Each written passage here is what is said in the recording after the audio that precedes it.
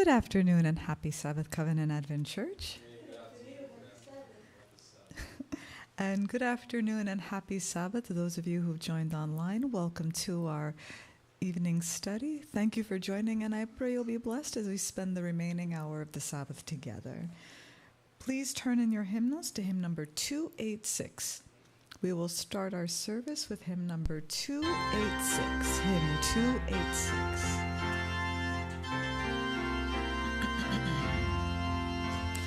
Sing them over again to me, wonderful words of life. Let me more of their beauty see, wonderful words of life. Words of life and beauty, teach me faith and duty. Beautiful words, wonderful words, wonderful words of life. Beautiful words, wonderful words, wonderful words of life. Christ the Blessed One gives to all wonderful words of life. Sinnerless to the loving call, wonderful words of life. Oh, so freely given, wooing us to heaven. Beautiful words, wonderful words, wonderful words of life. Beautiful words, wonderful words, wonderful words of life. Sweetly echo the gospel call, wonderful words of life. Offer pardon and peace to all, wonderful words of life. Jesus only Savior, sanctified forever.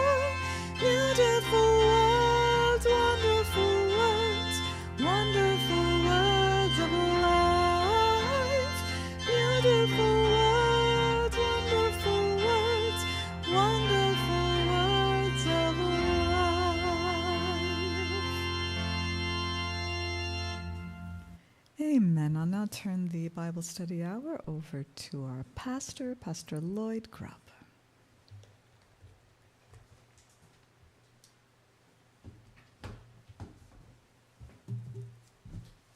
Thanks. I was thinking as you're singing that song that's a big tune. A big tune. A big tune that.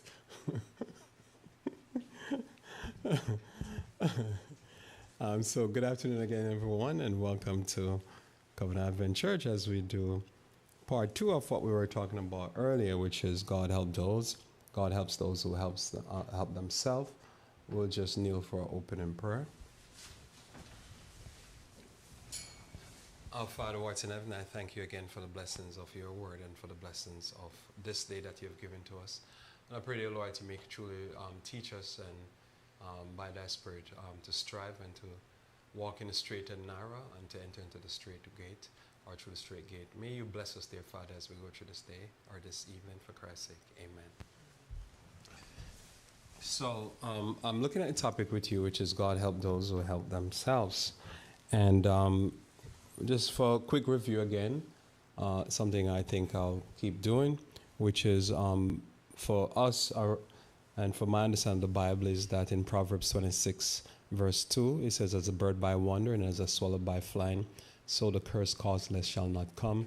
So the blessings that you seek and the curses you're trying to avoid, one has to understand that there's rules to this life, and there is God's process and method is not a mystery religion, that's Babylon, but it's a religion that you can understand. You can understand God. And then as you understand God and you understand that God is a God that bless, then you walk in his ways and you will be blessed and you will avoid curses. So this is the main purpose of, to me, Bible religion, is that there is a religion that is scientific, more scientific than what a lot of people out there who believe in evolution call science. Another important thing about the religion of the Bible from Genesis to Revelation is this very powerful idea that we must be converted and love the less fortunate. And that is what God does. God always be on the side of those who are oppressed. And so often if somebody asks me, why would God look out for certain people? Because it's just God, that's who God is.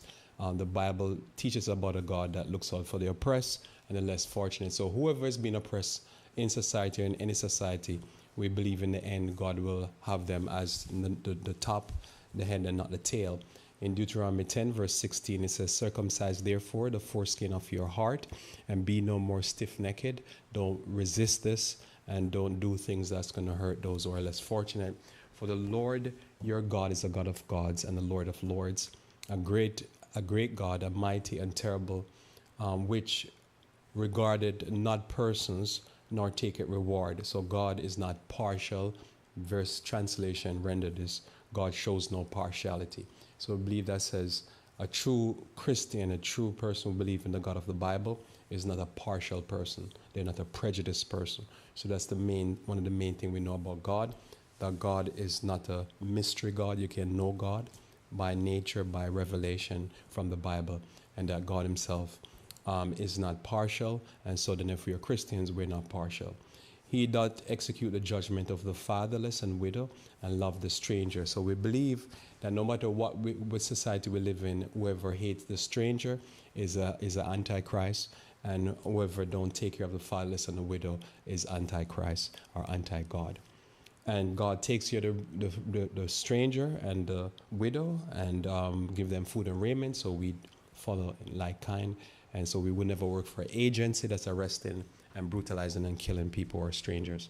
Deuteronomy chapter 10, verse 19 says, love you therefore the stranger, for you were strangers in the land of Egypt. So especially those who were enslaved, we believe that we would encourage them to love the stranger, even if the society is talking about foundation of black people and all the different things that they come up with to hate people. We do not join with our society. We just simply say that whoever is a stranger, because we understand what it's like to be a stranger and to put under duress by our fellow Christians or voting for and pushing in policies that are against us or strangers. We understand the pain that being a stranger in a strange country can feel, so we are particularly tender towards a stranger because we be like Jesus. And so we want to be like Jesus in spite of what mainline Christianity is against us. Notice again, lastly here, for review, and as I say, just intending to review this all the time. So I teach you something about God. You know, even if you miss something, if you get this, you know something about God. The third point about God that we want you to know is in Micah chapter 6, verse 6 through 8. But I'll skip the first part of it there because, as you know, what true worship is all about, all the worship that's being done. Think about it, the most worship-centered churches seem to don't know verse 8, which is, He hath showed thee, O man, what is good, and what doth the Lord require of thee, but to do justly. So doing the just thing and to be a just person is what God requires of you and I. There have been many people saved in the kingdom not because they're doctrinal per se or not. You need to walk in true gum, so to speak, but because they do the just thing. And to love mercy. So we ought to what? Love mercy. And we ought to walk humbly before thy God. If anything you learn here today, always learn this, and I will always repeat this. This is what God is all about, and this is what God requires of you. You must do the just thing. You must love mercy. Somebody say, how about you must do, people must keep the law. They should keep the law, but you have to love mercy. Always remember that almost everybody that's coming to America, legal or illegal, the American foreign policy and the Western European colonization and slavery hurt them. And so, they come into work. As long as they come into work and to do legal work, we have to love mercy to them. And I'm not just saying this because I was one of the people Plymouth Rock fell on me in Jamaica, but because I think most Americans do not understand when they vote, and they vote in a politician, they vote in a president, and the policies they put forward, how it hurt people who are less fortunate that Western Europe already had crushed and bruised. And so we have to be mindful of that we're voting for tyranny and tyrants. And the tyranny is being fallen on somebody else. And the policies are falling on somebody else. And who are these people? I was one of them.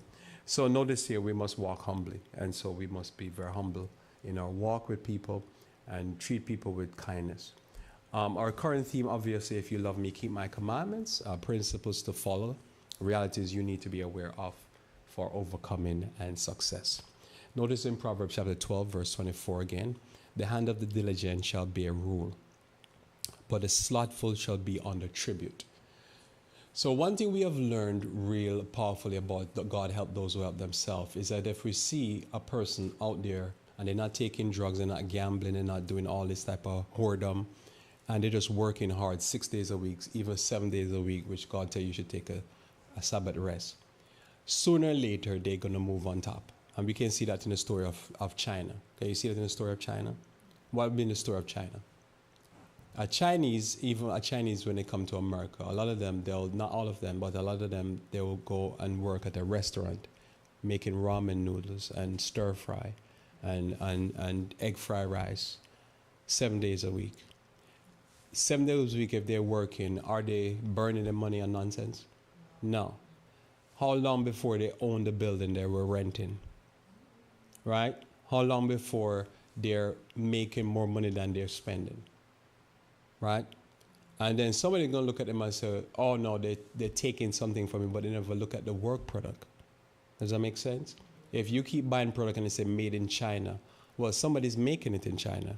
So could you see China rise economically? Can you see it? So I'm going to read the text again so you can understand what I'm talking about. The hand of the diligent bear rule, but the slothful shall be under tribute, right? Because you're going to be always broke. Because the aim in life is that you make more money than you spend. Is that the aim in life? Right? The aim in life is that says if you spend $5,000, that you're supposed to make 6,000, right? And if you can not take drugs and you don't gamble, you can see now long term, if you're making that every month, long term, it's going to be a matter of time before you're going to be at the top and not at the bottom. Verse 27 says, the slothful man roasted not that which he took in hunting, but the substance of the diligent man is precious. So here the Bible teaches that one of the ways to help yourself is you have to follow through. You have to follow through. You have to both go out and get that corn and then you have to roast the corn. So follow through is always important because that's how you get to where you need to get to. You have to start the process and follow the process through to the end. And this is how you maintain long-term success. So when we're talking about God help those help themselves, I'm going to continue now with where I left off from this afternoon. So I think I laid this at the foundation and now I'm going to add to it. Ecclesiastes chapter 7 verse 14. So when there's abundance, one of the first principles we talk about that Bible teaches us how to help yourself. When there is an abundance, prepare for scarcity. This is a principle we find in the Bible. When there's an abundance, prepare for scarcity. Because the abundance will not always be there. How often, from being a child to now, I've seen people, when the money was running and there was good money, they burned the money and waste the money on righteous living, on extravaganza, not on living humble lives, not on living within their means. And sometimes living in means doesn't mean that you burn every money you make, because that could be the means. When you finish the year, you have zero. You start the year with zero, you have zero, because all the money you made all year, you just burn all of it. When there is prosperity, you take note, and basically what you do, you stock up for tomorrow. Notice here, Ecclesiastes 7 verse 14. In the day of prosperity, be joyful. That's a good thing, right? But in the day of adversity, consider. God also had set the one over against the other, to the end that man should find nothing after him.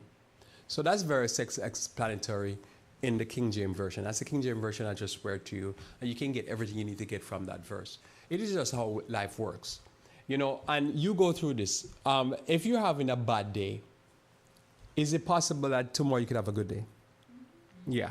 And if it's possible that you're having a good day, is it possible that the next day you have a bad day? So when you're having a good day, don't lose yourself in the good day. And when you're having a bad day, don't lose yourself in the bad day, because that's how life is. One day you're up, and the next day you're what? You're down. Does it feel good to be down? No. But one has to understand that that's the process of life. So for me, how do you help yourself is that understand one of the ways you help yourself, you understand how life works, how stuff works, and how God works. And then you just work with it. I'll read the end part of the verse in the NIV. The NIV translate just to understand. I know some people, if you say NIV, they probably start melt as if they see a ghost. But I'm just want to read for just get the English understanding of what the verse is saying, a modern English. Notice here, therefore, no one can discover anything about their future. Does that make sense? So it's future looking. In other words, your life you're living is for your life right now. And you deal with life as is. You're not worried about tomorrow. You're just dealing with the situation as it is. And I think a better translation, I'll get you, probably what I'll say is, the next two translations I think would be better to clarify what the verse is saying. Enjoy prosperity. This is a New Living Translation. Enjoy prosperity while you can. But when hard times strike, realize that both come from God. Remember that nothing is certain in this life. Right?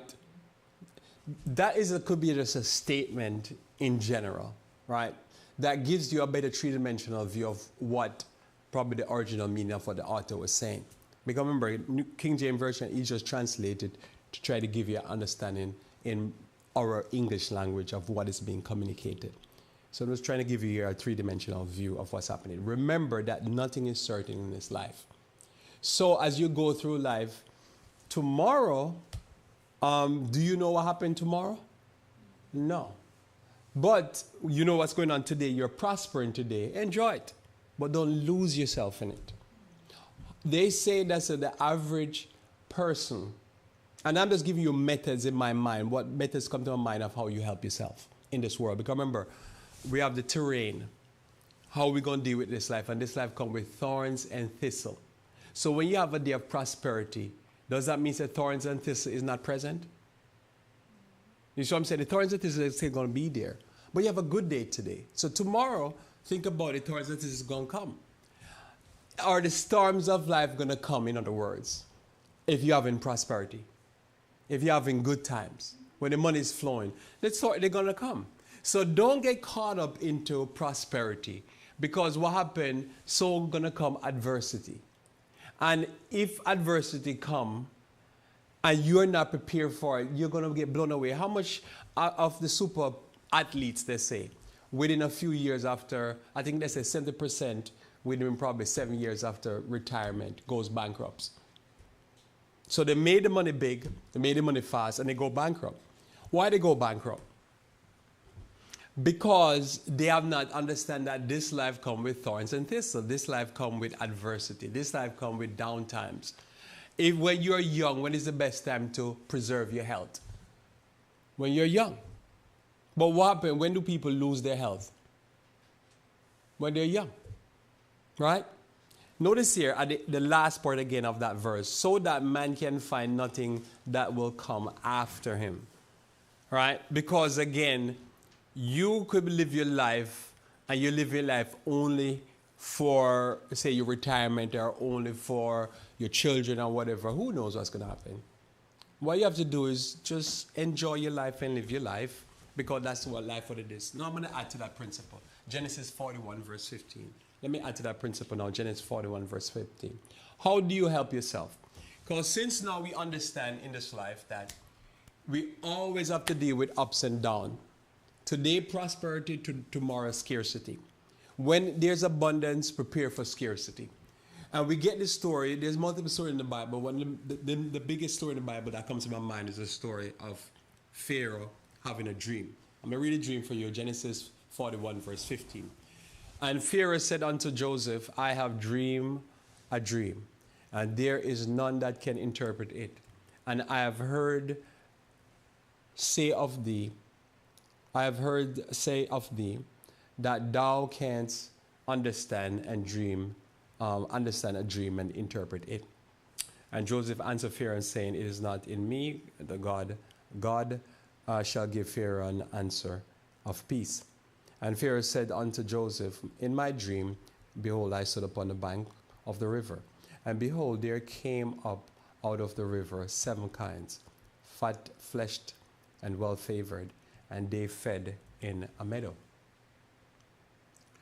And behold, 7 other kinds came up after them, poor and very ill favored, and lean flesh, such as I've never saw in all the land of Egypt for badness. And the lean and the ill-favored kind did eat up the first 7 fat kind.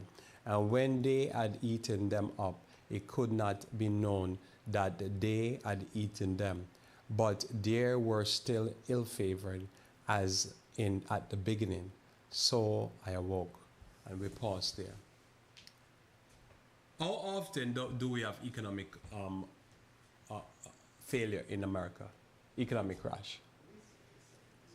We have it in our average about 7. For various different reasons, right? In 2008, we had a crash. We didn't have no crash until we had some ups and downs and stuff like that, but anything major didn't happen until, and it wasn't a crash, it was COVID-19, right? Then COVID came, and the economy fell off a cliff, so to speak, and come back. Then 2020, about 2, I think it was, 2023, somewhere there, 22, you had the market went down again, inflation went wild, and then things come down. So there are times that it doesn't go in the time span of the 7 years, but it goes where it could hold off for a while, and then things come crashing down real bad. And you just like people selling houses, people going bankrupt, all that type of stuff. So what does that teach me? That the principles still remain the same. If you go back, as I say, you can go back to when they're doing modern times, say the last 100 years, and you could realize that ups and downs, and sometimes they're big ones. Like 1929 was the big one for the previous generation, the people who are currently running the country, people in their 80s and 90s and 70s, I think, or 90s. I think they would live the results of it, I should say, the after effect of it, when they were born in the 40s. So when there's abundance, like I'm learning more and more that people came out of World War I, World War II, they lived where America was in abundance. The market was still going up, but there was still crash. There were still big things happening, like in the 1970s, they had the oil, with Iran again, the oil embargoes and oil problem with oil, and then the economy took a turn, and then I think it was after the turn before they go on the gold standard, and it's been in the savings and loan crash in the 80s, blah blah blah. So you can look back at the history, you'll see that over the years there's always something precipitated. It could be a natural disaster, it could be a war, famine, pestilence, you name it. These things happen. So what does that teach me is, over the years, is that when you're making money, you have to consider the money you're making, especially if you're making more than you need, that you do not burn all your money, and you do not burn all your energy, do not burn your health, whatever is going good for you, because this is all life is. It goes up and it comes down. Because remember, all the days of your life, the Bible says in Genesis chapter 3, until you die, this is all life is going to be. And it's going to bring thorns and thistles. It's going to bring you ups and downs. It's going to bring you have to till the soil. You're going to sweat to your brow. If you make money, you're going to have to figure out how to keep the money, because somebody's calling you on the phone, texting you, sending you email. What they're trying to do? They're trying to get that money from you. So you always have a task to do. And if you have so much money, you end up having to spend all that time managing that money, because if you put it to somebody to manage for you, you're going to have to pay them. And you're going to have to pay them, and something you have to pay them where they're stealing the money. It's always a task to deal with money and to manage money. So notice now in verse 22, and I saw in my dream, and behold, 7 ears come up, one in one stalk, full and good.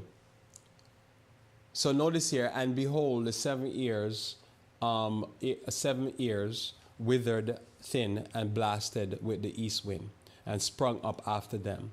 And then thin ears devoured the 7 good ears. Ears is not Y-E-A-R-S, but E-A-R-S. And I told this unto the magicians, but they were none that could declare it to me. And Joseph said unto Pharaoh, the dream of Pharaoh is one. God has showed Pharaoh what he's about to do. And the 7 good kinds are 7 years. And the 7 good years are 7 years. The dream is one. And we stop there with that dream. So notice here, he sees twice over. Like Lord's repeating to him, I'm going to show you 2 different ways in a dream, so it makes it more profound to him that it's just not a random dream. Because now, imagine you get a dream one time, you get a dream the second time. And he's thinking, this is the same dream, because Joseph's saying, yeah, that's 7 years, eat this one, and this get eaten up. It's the same dream. And then Joseph tells him, say, listen, this is what the dream is going to be. And we're not going to go into all of that. You know the story, hopefully. So in this life, what I've learned is when we talk about God help those who help themselves, we're given muscle, we're given brains, and we have a brain that is very intelligent, and we're made to be able to figure out problems. And what happens when you look at life, you realize that these systems and cycles, this is how life works. But it also work in a country level, you work in a personal level. In our personal level, sometimes you get a job, and the job is paying you big money, you're making good, you're doing well, you're probably doing a business, and the business is doing well for you. Just consider that things go up and down. Also, sometimes you're in a situation where things are going bad for you. You're not doing well for yourself. And you can become too depressed over it. But what you have to do, you start thinking. There's lessons to learn. There's skills to learn. There's things I have to do to fight my way out of that. And I have to deal with it. All Joseph did, he came up with a method of how to prepare for the 7 bad years by preparing and doing things in the 7 good years. But if you're in a situation right now, and you're in a situation where your situation is probably you feel like you're in a 7 bad year situation, now is the best time to start learning. Now is the best time to start figuring out stuff, to start use your brain. Because remember, as Paul says, you learn obedience by the things you suffer. You can actually become very good because you've known scarcity. You can learn very good because you know how to deal with bad times. You know how to deal with difficulties. People who overcome great difficulties often are happier or more content or more peaceful, even things are just placid or things are just neutral. Because what happened, they understand how to navigate in hard times. But notice where people live a life of luxury and they become too rich and they switch and they become weirdos and they become very effeminate and all that type of stuff. What happened when things go bad for them, they go very depressed. And many of them kill themselves. Because what happened, they can't deal with adversity. But remember, Joseph was given a dream. Joseph himself had gone and dealt with adversity. He went to prison. He did all of that. And so Joseph himself knows to deal with hard times. It's easier when you know to make your money hard. Because what happened, you learn the value of money. Then a person who makes easy money, they lose the money easy because it's easy come to them. But if your money come hard, you start learning principles. You know, like somebody was mentioning to me, they were telling a story about that. They were advising somebody, you know, do you want me to teach you how to budget? Right? But if you are your budget, you have to know to live on paycheck to paycheck. A budget is important to you. If you have to know how to do things that people will be surprised how much money you're doing it with, then it's harder. I always remember this, and I think I told you the story before. There was a guy I was doing a mortgage for, and I said to him, say, you know, I don't want to get into your business because I'm just here doing the loan, but the LTV, the loan to value of the house is too high. I think you could put yourself in financial trouble. And he said, Lord, let me tell you something. I go to Las Vegas on business where they do these workshops, whatever you call it. Not seminars, but the conference. He goes to conference at Las Vegas. And he said, I stand there, I could watch people, you know, gambling, you know, pulling that lever or throwing the dice. And I just watch. I'm just there for the conference. I'm there to make money.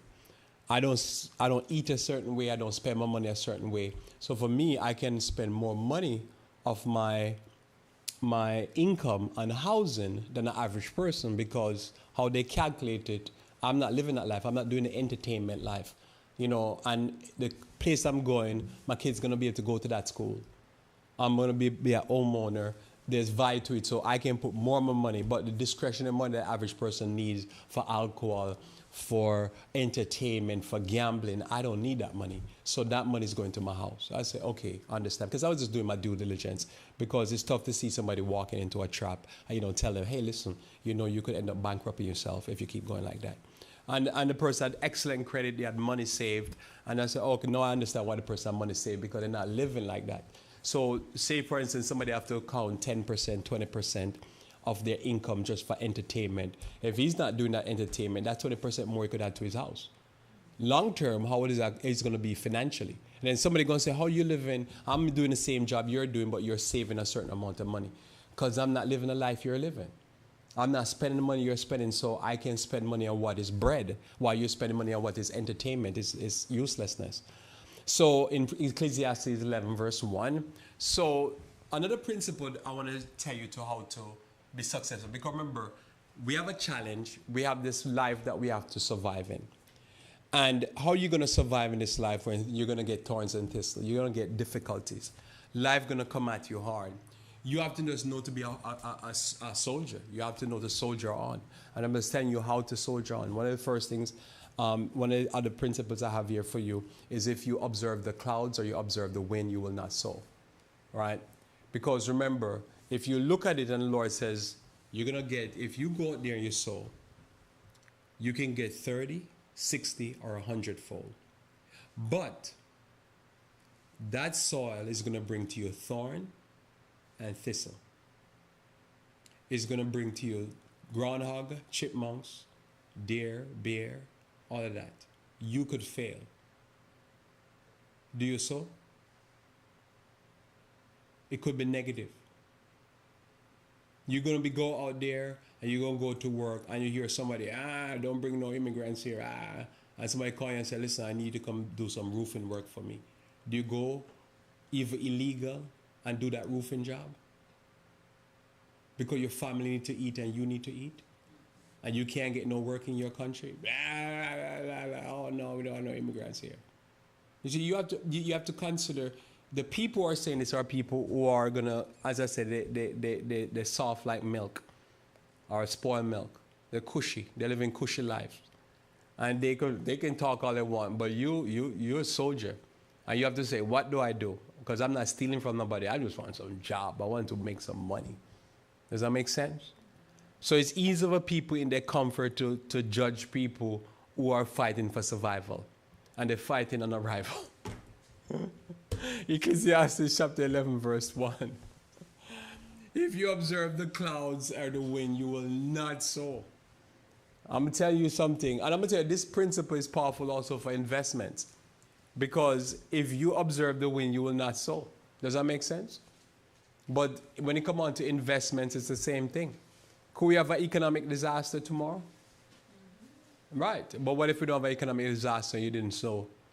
You didn't put some money in. Are you going to make some money? Nope.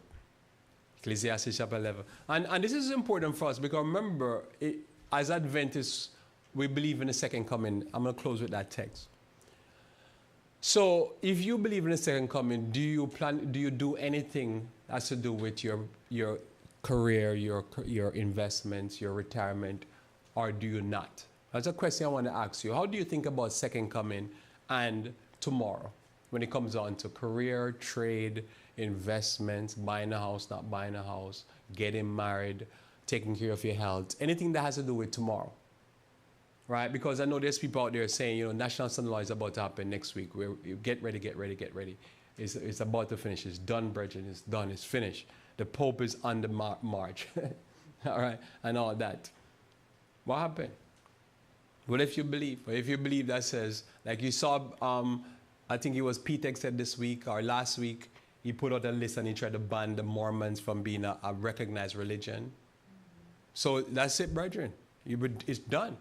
Now they're deciding who is true religion, right? The true religious people, because they're Protestants, murdering people all over the world. They decide who's true religion, and Mormons are not true religion. So it's done. That's religious liberty taken away. The administration is officially taken away.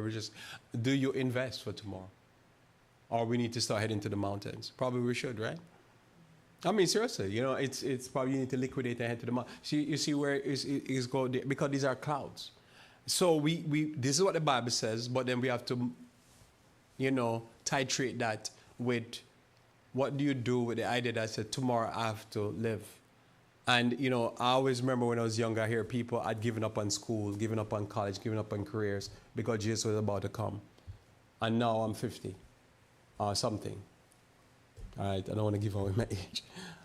You know, years ago I used to say my age, and then I reach a certain age and I say my age. This is what the first time I slipped and say my age. But I'm up there. I'm over the hill. All right. I used to be young. Now I'm young, and now I'm old. Now notice in Ecclesiastes chapter 11, verse 1, cast thy bread upon the waters, for thou shalt find it after what? Many days. So this is one of the texts I will talk about multiple stream of income. It's good to have at least 2 streams of income, right? And it's good to have different investments because you don't put all your eggs in what? One basket, because one of the basket could fail. Give a portion to 7 and also to 8. For thou knowest not what evil shall come upon the earth. Do you know? When 2008 happened, was it the end? I always wonder, and I know I have no archival material, when 1929 happened, when they have the Great Depression, was Adventism saying that's the end of the world?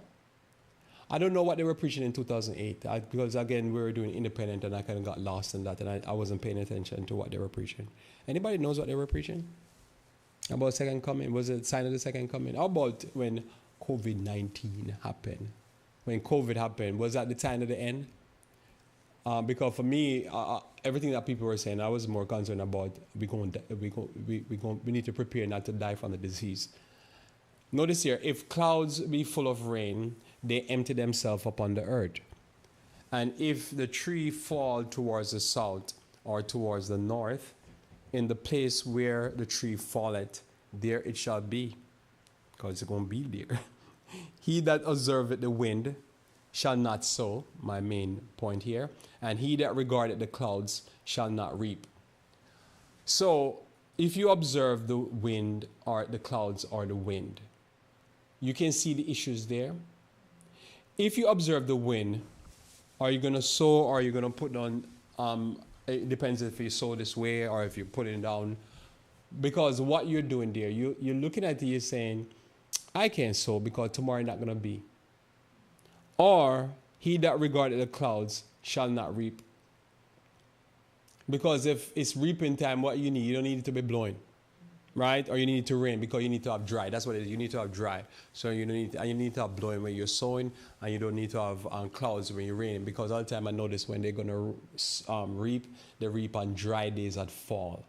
Right? In the fall where it's dry, so that they could take in the stuff and it's not wet. It doesn't matter, I think, if it's soybean or it's wheat or it's hay, whatever it is, I think they prefer when it's dry. So that's how I understand this. If you look at it, 2024, how many people left America in 2025, January 2025, since? How many superstars left America because they know they were going to be persecuted, especially the ones that are either LGBT. There's a one, I think she's Irish, and she's a comedian, and she and Donald Trump always go at it. And she left, and recently they said she bought some property in Ireland or something like that. Oh, Rosie O'Donnell, right? So she just got out of there. And then there's some people went to Italy, different places. I think I was reading an article, Jimmy Kimmel got his citizenship for Italy. I think he's Italian or something like that, descent. And I remember there are people I know personally and different people that when they saw my man come into power, panic, especially black people. Right?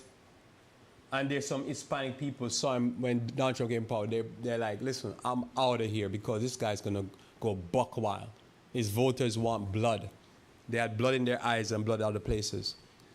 Okay, so, but what has happened since? If you had made some investment, would you have made money on investment? All right? Could you have lost money on investment? Could everything that Donald Trump supporters voted him to do, could he have come through? Yes. Could it still come through?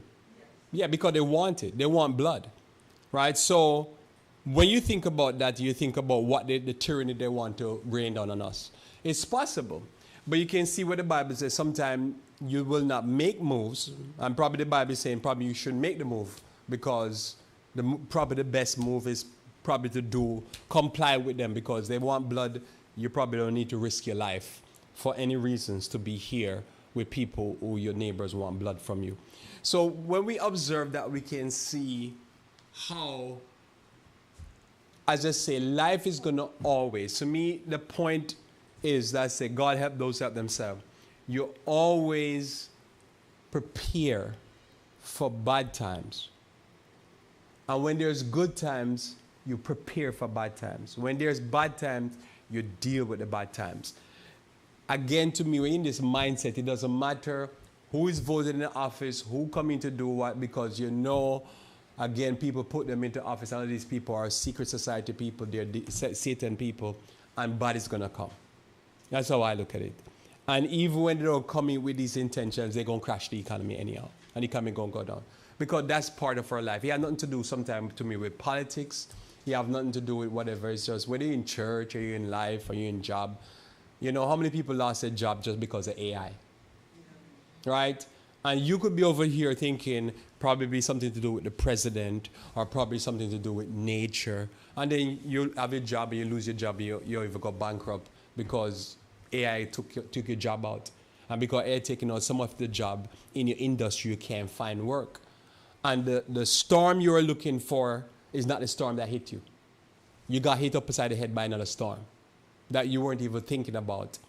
Does that make sense? So for me, I just look at it that says we always deal with thorns and thistles. And we always have to work. We always have to try to make a living. And when you go at life this way, you're more prepared because that means if you have to get up and flee, you're prepared to flee. And you can't think that can't happen to me. Because I always look at it that say, if they did that to Jesus Christ, how about me? They would worse do it to me. You know what I'm saying? Verse 5 says, as thou knowest not that which, thou knowest not what is the way of the Spirit, nor how the bones do grow in the womb of her that is with child. Even so thou knowest not the works of God, and who make it all. Who make it all. In the morning sow thy seed, and in the evening withhold not thy hand. For thou knowest not whether shall prosper, neither this nor that, or whether they both shall be alike. So God help those who help themselves. So if I was advising somebody, I say, if you have the opportunity, if you know you're ground zero, I think the lady that went to Ireland did right. My man getting his passport for Italy, he's doing right. Right? Because he's more a threat. The comedians are more a threat and going to take it more than the pastors. Because the pastors don't stand for nothing. Most of them don't stand for nothing. They're actually standing with evil. So my thing would be is that you don't know. So guess what you do? You prepare all options. You don't leave no option on the table. And if you can prepare something over there, prepare an exit plan over there. Because you don't know. Does that make sense? I'm just using a practical thing, just as a practical matter. Am I right? And if I'm not right, I'm more to three-dimensional talk when I'm talking here to you. I have a few more minutes to go. You still do what you have to do. You still make your plans. But what I'm always against is when you make your plans in panic. Does that make sense?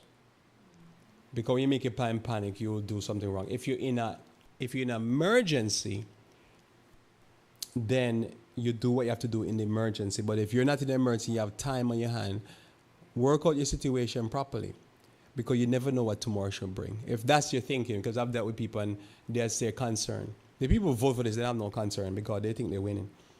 But for me, I saw trouble coming because like even the Strait of Hormuz and all this type of stuff, oil price, that's what I more was expecting coming. A beat down for those who think they're voting evil for the rest of us who didn't do them no wrong. So that's how I observed it and that's how I was calling it. I'm just telling you where I am at. Not, I'm talking to people telling me this is where they're at, and then I'm saying this is where I'm at. I'm seeing a beatdown coming for people because they think they want to hurt us, and they're going to hurt us, and they're going to affect us, but more affect to them because there's a God, and they think that God is on their side, but they don't understand that God is against them because they hate those who are strangers, fatherless, and widow. So, that's just me telling you how I see the lay of the land. Notice in Luke chapter 14, verse 1. So another principle I think that you have to help yourself, and you have to just, be a tough soldier and tough muddy through up times, down times. In other words, what I'm saying to you here, when things are good, it's always thorns and thistle. That's how I think. When things are bad, thorns and thistle, yeah, it manifests. When there's a peaceful day, be more a concern, because this is the earth we live in. I just don't take anything for whatever. When something like a plague is running, I expect it. When disasters running, I expect it. I'm not, like people, oh, I'm shocked. Like, so every time there's a mass shootings, people are shocked. I understand why they're shocked, because they say it didn't happen yesterday or it didn't happen the day before. But I'm just thinking, are you be aware of what's going on in the news? We live among sinners, and we're sinners ourselves. So what, you have to get to a point where you understand this is the life we live. And I see people doing dumb stuff, and I'm thinking, what do you think is going to happen? You need help. Make every effort. Luke chapter 14, verse 1. Luke 14, verse 1. And it came to pass, as he went into the house of one of the chief priests to eat, of the chief Pharisees, to eat bread on the Sabbath day, that they watched him. Let me ask you this. Who are your main enemies? Who is trying to destroy you?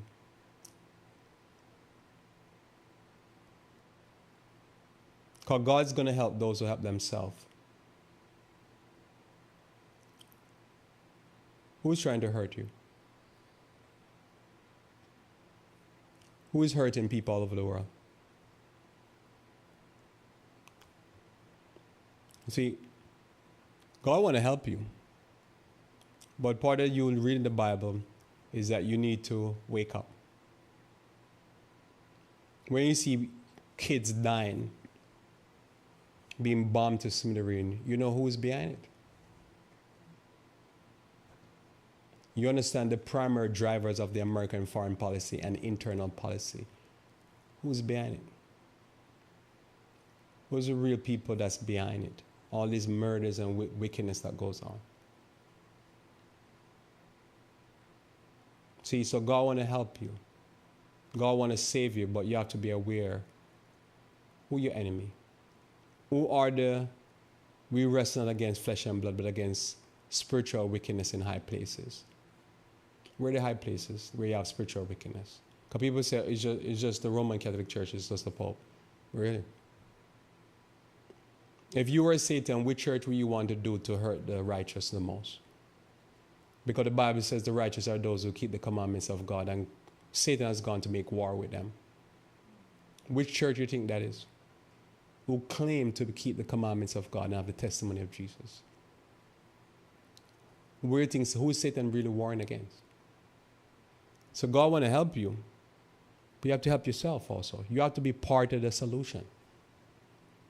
You have to be part of the solution. If you're not part of your own solution and you don't know what the solution is, you'll be crazy. Notice on the Sabbath day, who was watching Jesus? And why they watching Jesus? And behold, there was a certain man before him which had the dropsy. And Jesus answered and spake unto the lawyers and the Pharisees, saying, is it lawful to heal on the Sabbath day? Were they there? Were they there because they followed Jesus, or they're there to destroy Jesus? To destroy Jesus. Who are these people? Who are the Pharisees? These are the religious conservatives. And the lawyers. Who are your enemy? Who Paul says take into court and sue you? Who they used to sue you? And the lawyers? Isn't the rich people? Who are the enemy? Who's trying to hurt you? Who's doing all these genetic engineer labs and all that type of stuff. Who these people be? Who buy an election? Who got voted massive, which I didn't know who he was until he came up. But just the fact that says you have an outside entity representing Israel voting to remove, putting money, or millions of dollars to remove an elected person, elected by the people. And then the people are so silly that they vote to remove him because of the stuff, that the money that was paid for. Who are the real enemies of the people? And they held their peace, and he took him and healed him and let him go. So Christ took the man with a dropsy, healed him of the dropsy, and he let him go. You need help, and you need to make an effort for your help. I'm telling you, God help those who help themselves. And you have to ask yourself the question, the man had the dropsy, who was going to help him? Was the Pharisees going to help him? Or was the lawyers going to help him? Who was going to help him? If this man had said, no, you can't help me because the Pharisees are not against you, would he have been helped? The lawyers are against you. You have to ask yourself, if you're in need and God wants to help you, you have to ask yourself the question, are you, number one, familiar with who's going to help you? And secondarily, who is against you or couldn't even care less about you?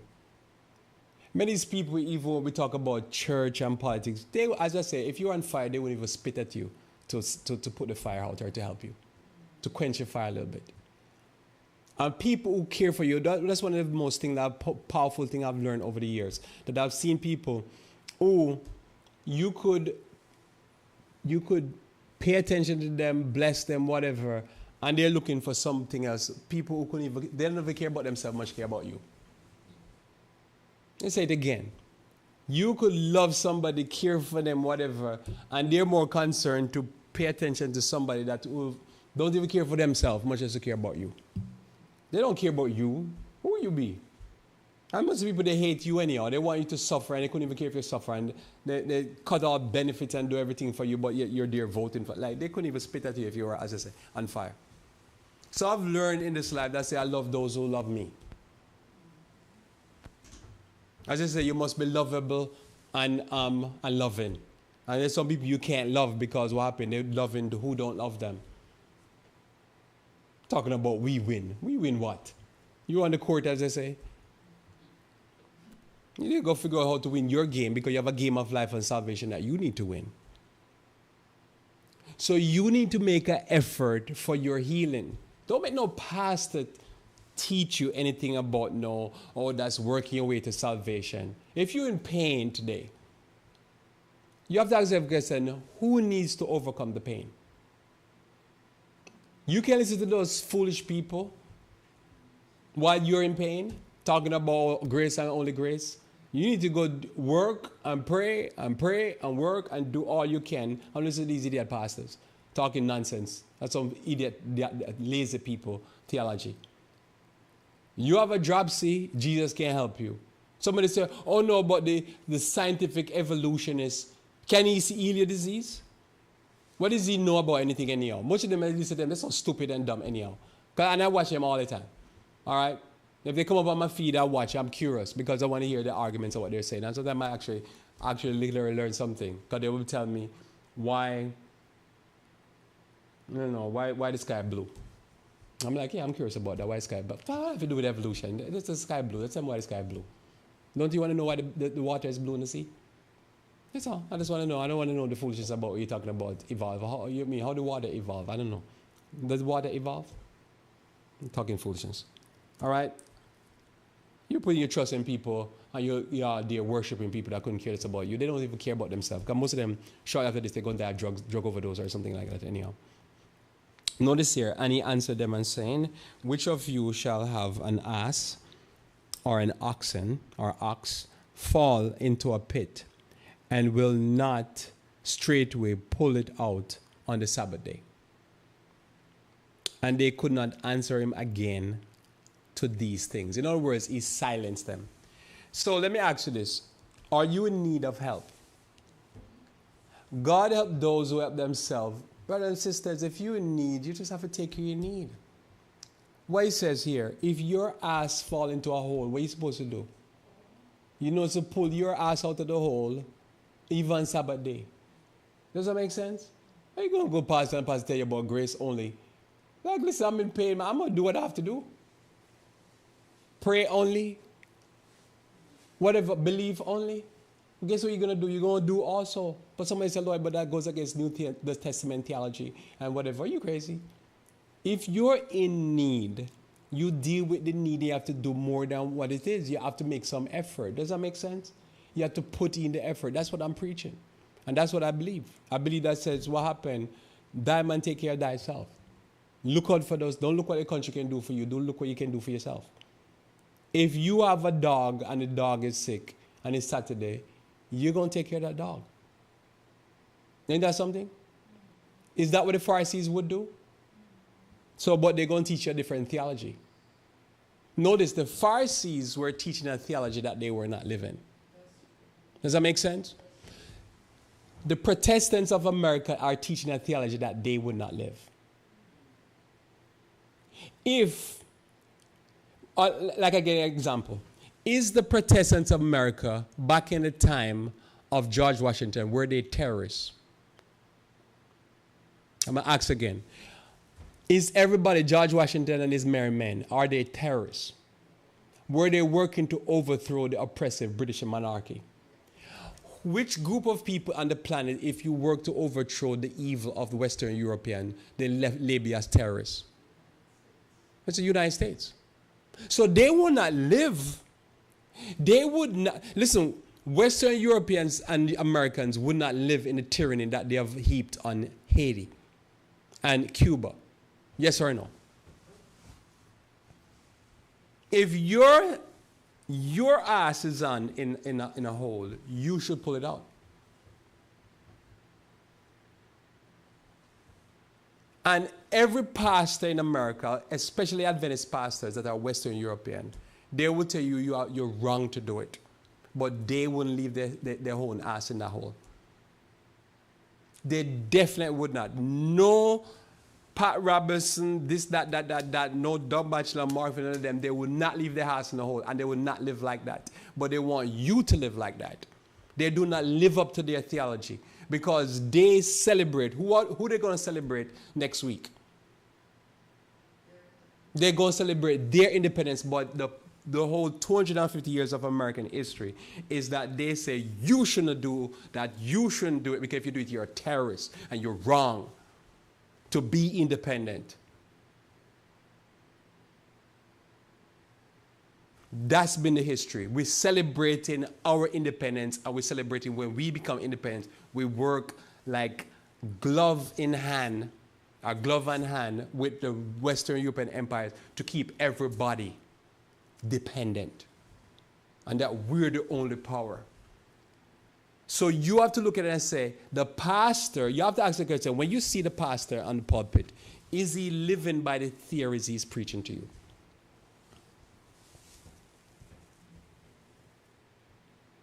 You have to ask yourself that question. Because remember, in Matthew 23, Christ says, they put burdens upon men that they would not lift with one finger.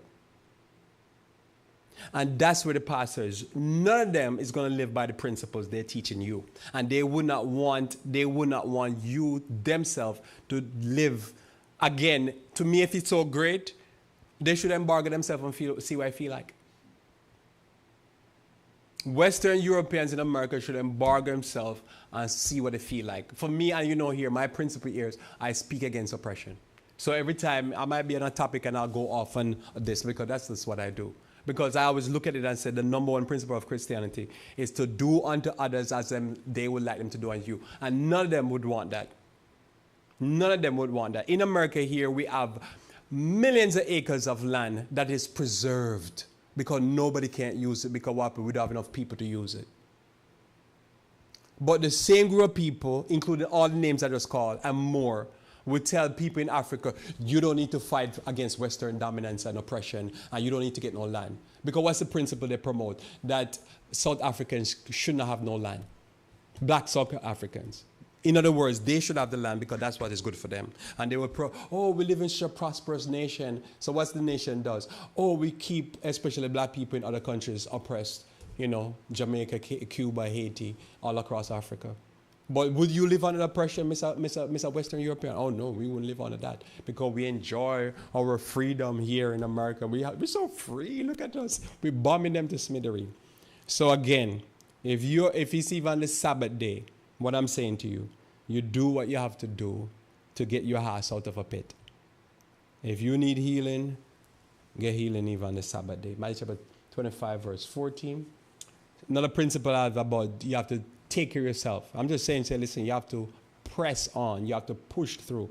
You have to do whatever you can. Don't listen to crazy people. If you're hungry, you need to get some food. Just don't go rob McDonald's, especially with a 1-year-old, because the police might put a bullet in the 1-year-old. Don't, you got to do what you got to do. I'm not telling you I got to steal. I'm not telling you I have to rob. But even the Bible says, if a person rob for food, you shouldn't hate the person. That's the Bible teaching. People don't know God. They say they know God. I don't know what God they read, because the God I read in the Bible is very kind and merciful to those who are suffering. Hello? The God in the Bible is very kind and merciful to those who are suffering. Why did the Jews, even to this day, hate Christ? Because Christ came to the world and he wasn't a warmonger. He was a person that's saying we need to be kind to those who are suffering. And the Jews hate his guts for it to even this day. What is the purpose of the Jews today? The purpose of the Jews today is to hurt people who are less fortunate and hurt poor people. This is why the history, and you can look it up, they have reported that said they have sterilized black Jews. That's the history of the Jews. That's their current. That's not their past. That's their current. So do not sit any advantage who should seek the harder, who should seek to work the harder, to work the harder.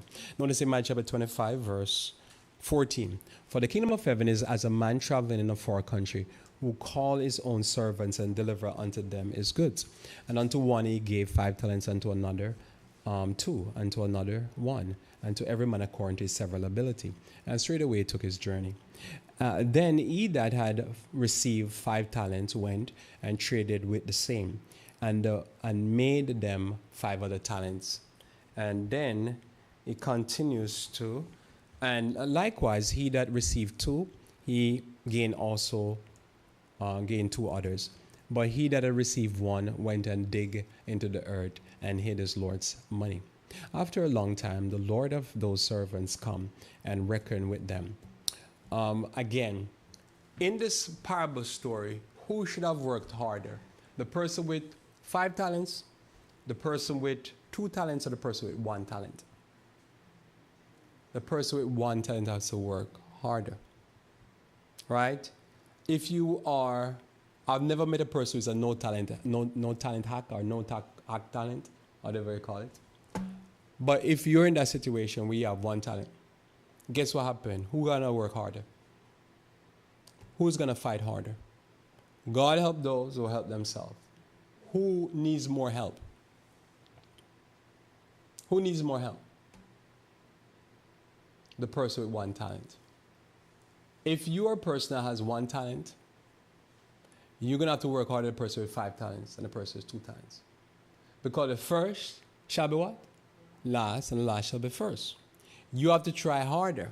You have to do things that the other person can't do. Probably if you have 1 talent and your friends, they have 5 talent and 2 talent.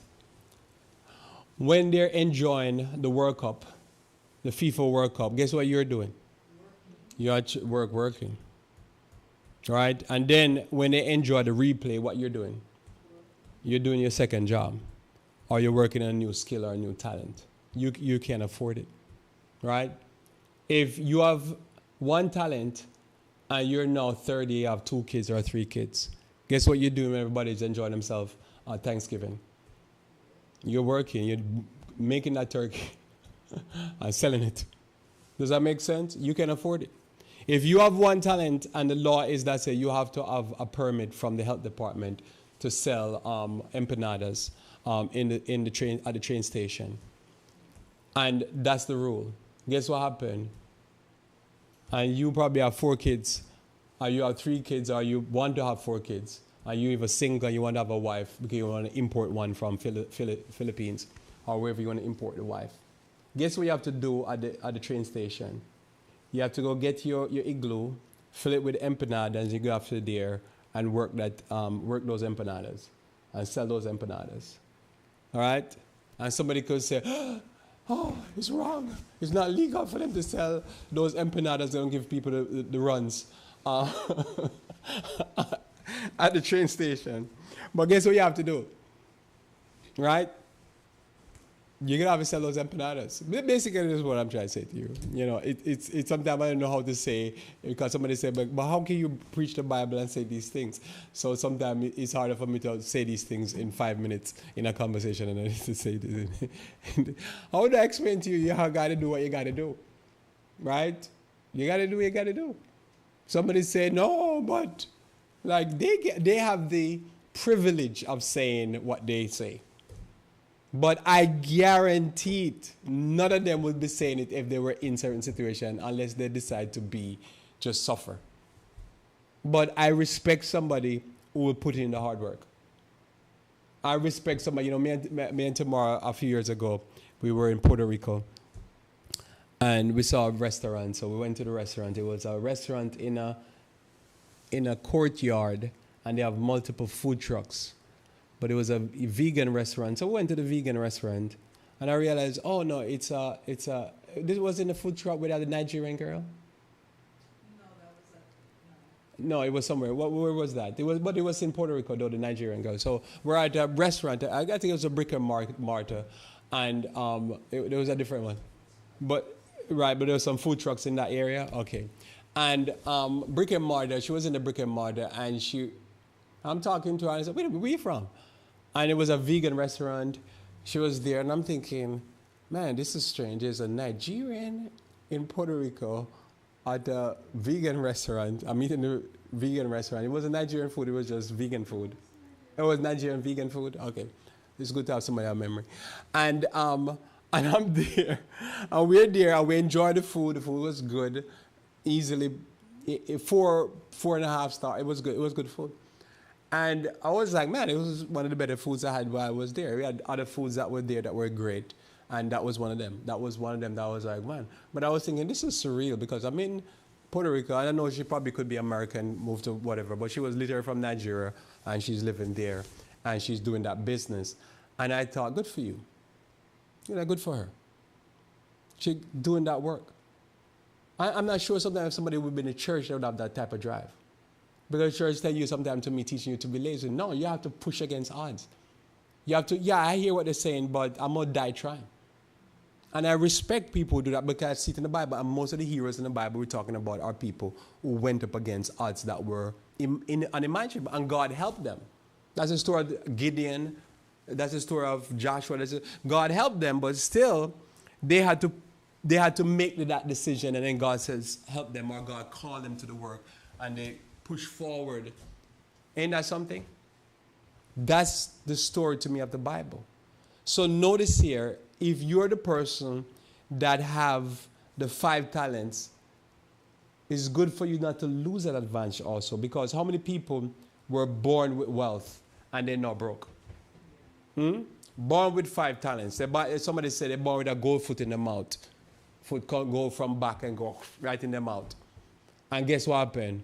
Bankrupt 6 times. Right? So you could be born with phenomenal wealth and you don't take care of it. Or you could be born disadvantaged and you don't push. I'm telling you here, it doesn't matter what your situation with. Your thing is that says you're going to increase, you're going to multiply, you're going to give it your best shot, and you're going to do it as hard as you can. You're not going to want to follow what theology tells you. You're not going to follow what the dominant culture tells you, whatever. Your thing is that if your horse or oxen is falling in a hole, you got to do what you have to do to get that oxen out. Because nobody's going to get it out for you. You're going to have to get it out for yourself. I close with this text. Much more I could say, but I decided I better leave it at that. But my main takeaway point is this, is that I don't care what it is. Somebody say, Lloyd, what do you see in my future? I'm a prognosticator. I've seen your future. You know, as I say, I was talking to somebody this week, and they were dealing with some papers. And I was asking them because I could hear paper in the background. I said to them, what I hear in the background is that when you go to the bank and they count out money for you, I hear that money machine just and the paper just coming out. That's what I see in your favor. I see treadmill, bicycle, swimming. I see you eating healthy. I see you got to think and think outside of the box. You got to think and say, listen, I'm going to make it come what may. I can see you as a Bible student, as a Bible teacher. I can see you excelling. You have to live the straight life, and the only way to live the straight life, you have to make that effort. You have to put out your best. And you're going to put out your best, and you're going to find out that God's going to reward you. God's going to bless you. It's the opposite. You're just not just going to walk and God just bless you for no reason. Because the curse causeless shall not come, but the blessing causeless shall not come. God will bless your effort. And what happened, I see you sweating because the Bible said by the sweat of your brow you eat bread. And I see you getting used to sweating. I see you get used to taking herbs. I see you get used to putting on gloves so you can deal with thorns and thistle. This is how I see the life. This is to me how life is. For me, you keep pressing. You keep just going at it and going at it while you're watching people, they're having fun and games and they're getting clobbered. Remember, most of the people you see, the last month, just in the last month, how many super athletes died at a young age in their 30s and 40s? Right? So you're going to look at them and thinking they're winning at sports, but they're not winning at the game of life. What I'm teaching you here is that I want you to win at the game of life. I want you to succeed in life, in your finance, in your mental health, in your spiritual life, in your health life, in every part of your life. They're just winning at sports, but they don't know how to live life. How many of these superstars, they keep getting stabbed to death and they find their body all mutilated and stuff like that?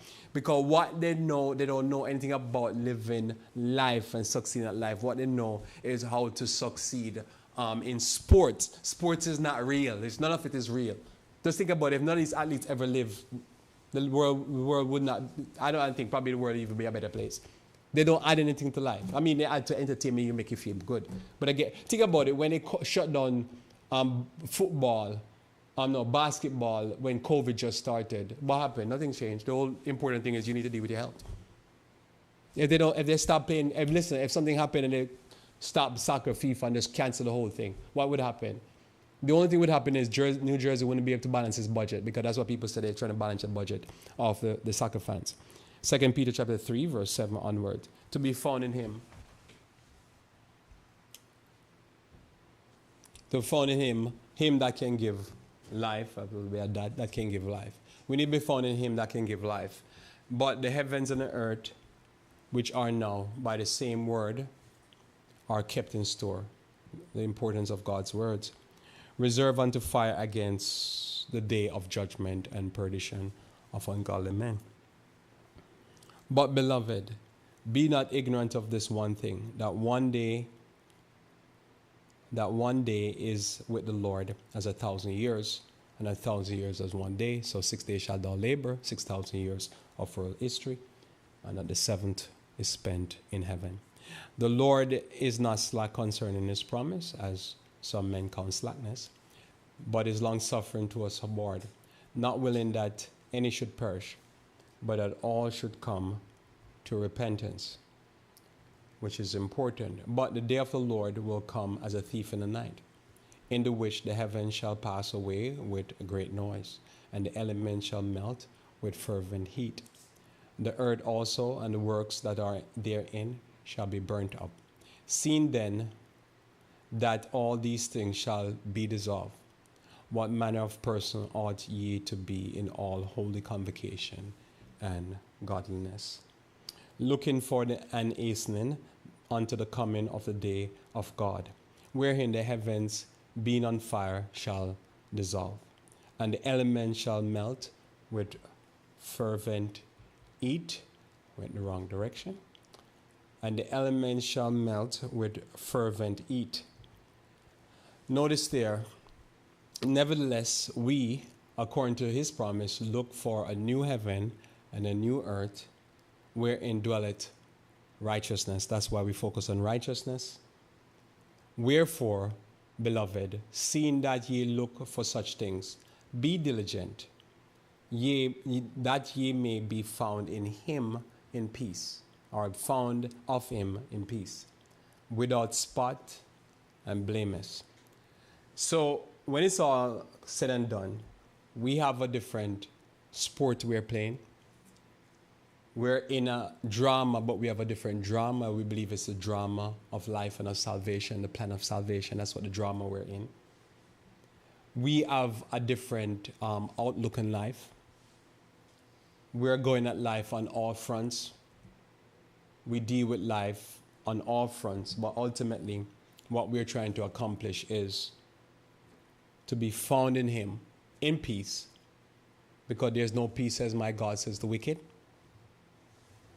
We are working to deal with the failings of our character, whatever those failings are in our character, so that we can overcome our besetting sins, hereditary sins, and cultivated sins. We believe that we can be blameless before God, that we can overcome sin and we can stop being oppressors, stop being liars and cheats and stealers and adulterers and fornicators and kidnappers, and we can be straight, mean a man being a man, a female being a female. We believe that we don't have to bow down to idols. We can keep the Sabbath day holy. We cannot blaspheme the name of the Lord or take his name in vain. We do believe that we don't have to be covetous. We can work for what we have and have what we work for, and not look to other people's things. We believe that this is possible. And so we believe that says we work with God hand in glove, or glove in hand. We work with God and we work for God. I believe this is possible. I know that we're being told that this is not possible, but God can make you clean. And how you get clean is that you start striving for the mastery. You start holding on to the hand of God, holding on to his promises, putting on the armor, pray, study, work, observe, practice wisdom, practice his grace. But I'm going to tell you, at the end of the day, there is something that you must do to be saved. Not just accepting Jesus Christ's grace, but start to apply those graces, start to practice those graces. Start to think that you can be that person that understand the cause, why blessings come, why curses come. You can be that person that love the fatherless, love the widow, love the stranger, and don't be with the majority of the people in the society. You can be that person that practice justice, do justice. You can be that person that practice meekness, that practice humility, that practice to love mercy, especially those who are suffering. You can be that person. I know this is not properly seen in the society. It's hard to see in the society because we live especially in a society that's the juggernaut. That's the imperial society, the society that basically uses foreign policy and domestic policy to hurt the poor. But you don't have to be part of that society. You can be part of the people that says, listen, I don't do anything to hurt the poor, and I go beyond that and I bless the poor. I bless the less fortunate. I understand that says a lot of these things that the poor are dealing with when they try to come to these foreign nations are nations that owe them. Like these people were people that they were oppressed, they were enslaved, the foreign policy of Western Europe and America hurt them, and they just simply trying to get a job and try to make money, and they're just trying to work, and they're not here to steal anybody. You can come to those realizations, black or white, red or yellow. You can understand why life is. And you can be merciful to people who are just coming for a job. I understand people doing criminality. We're not for crimes, because we're against sin, against anybody that does wrong. And we want them to repent like everybody else, like us. So this is what I believe. So I believe that you have to help yourself. You have to help yourself. You have to make that move, because God will bless you. As I said, don't follow lazy pastors who keep teaching this theology about grace and whatever. Think about it. Some of the worst human beings that are oppressing us are people that talk about grace theology. They're the most horrible human beings you ever deal with. Every time I see a young person being bombed or cry, I keep thinking about it after the Southern Baptist Convention. These are horrible human beings and their policies and their theology. We believe that grace will make us love the poor. Love those who are less fortunate. Love those who are being oppressed by the foreign policy and the domestic policy of America. You can be that person. Nothing is stopping you from being that person. You can be like Christ. And don't talk about Christ as just, I'm like Christ. Christ means that you love those who are suffering. And you're against those who are causing people to suffer. May God bless you this week. And I hope that you may be more of a Christian this week than you were last week. And that you keep on that ladder up to Jesus Christ. May God bless you. And thanks for being with me here at Revival Forum. Please take your hymnals in hand and turn to hymn 639.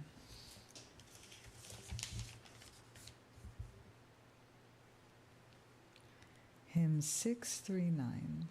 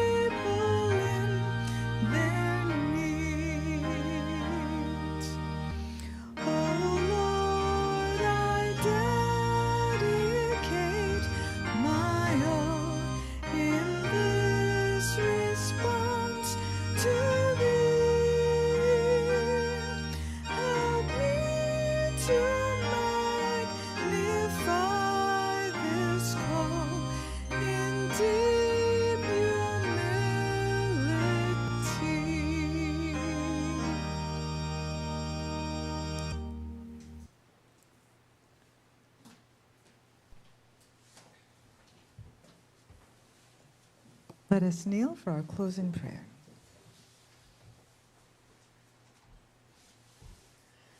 Dear, kind, gracious Father, thank you, Lord, for the blessings you've bestowed upon us through these Sabbath hours. And I pray, Lord, that the lessons we've learned this day, that we will commit to doing all that is in our capacity to help ourselves and others. Lord, let us not be lazy or presumptuous in expecting you to do for us things that we can do for ourselves. And I pray you'll give us the strength and the fortitude that we will press on to the best of our abilities and that we will leave the rest in your hands. I ask that you will continue to be with us through the remaining moments of this Sabbath and that you will bless us as we look to a new week. In Jesus' name, amen.